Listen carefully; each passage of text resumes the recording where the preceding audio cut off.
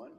We'll go ahead and get started. We're here to consider House Study Bill 537, which would prohibit a private institution of higher education from establishing, sustaining, supporting, or staffing a DEI inclusion office or DEI office if they are participating in the Iowa Tuition Grant Program.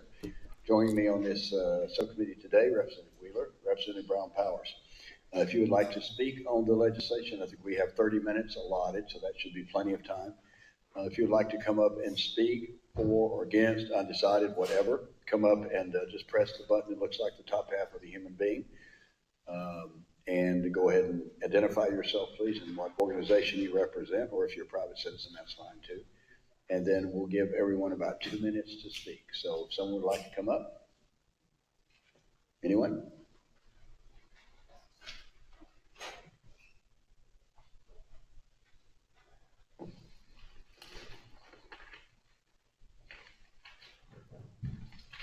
Thank you, representatives. My name is Jeff Anderson. I'm the legislative advocate for the Iowa Conference of the United Methodist Church, which represents over 500 churches and nearly 1,000 members in Iowa. The social principles of the United Methodist Church strongly support the concepts of diversity, equity, and inclusion, and we advocate for policies in support of them as acts of restorative justice informed by these principles. So we have opposed all the anti-DEI bills, but House Study Bill 537 is especially concerning. Many of Iowa's private colleges and universities are affiliated with various denominations, including our 3 United Methodist affiliated college. This bill would withhold the Iowa tuition grant from students unless the colleges they attend disavow their strongly held religious and moral beliefs in DEI programs.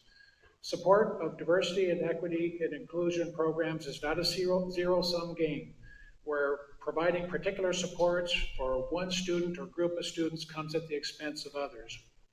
These schools have not implemented programs in support of diversity, equity, and inclusion because they were required to do so, but because doing so aligned with their strongly held beliefs and supported their goal of having all their students succeed.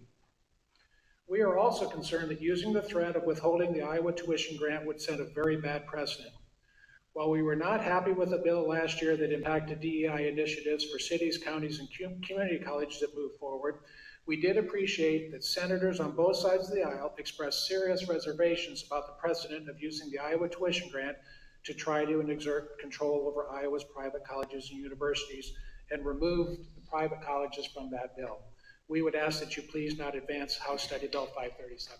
Thank you for your time. Good afternoon. I'm Connie Ryan. I'm the Executive Director and Lobbyist for Interfaith Alliance of Iowa. I would echo many of the concerns around religious freedom that my colleagues spoke to, and so I won't repeat all of that. I'm wondering if we can all agree with goals for higher education to include being an effective educational institution, promote academic excellence, include good science, and prepare students of all backgrounds for their future and their work, including working in our diverse society. Efforts that support diversity, equity, and inclusion prepare our students. It is key for higher education institutions to meet those goals and assist with ensuring every person, every student is supported. Every student is set up to thrive and be successful because we are better together when every person, every student is provided the opportunity. That's the goal of diversity, equity, and inclusion in higher education. Nothing more, nothing less. Please oppose this legislation.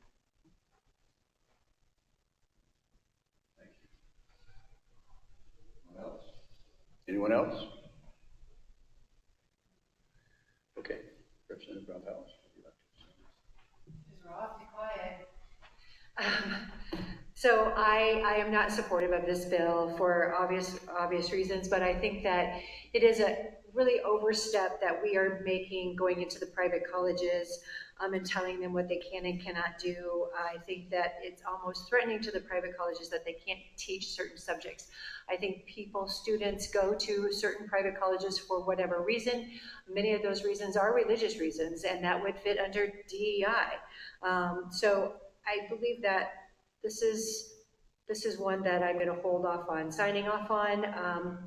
I am going to visit with Representative Collins more on this specific bill. I'm kind of disappointed that we're bringing this to the table today.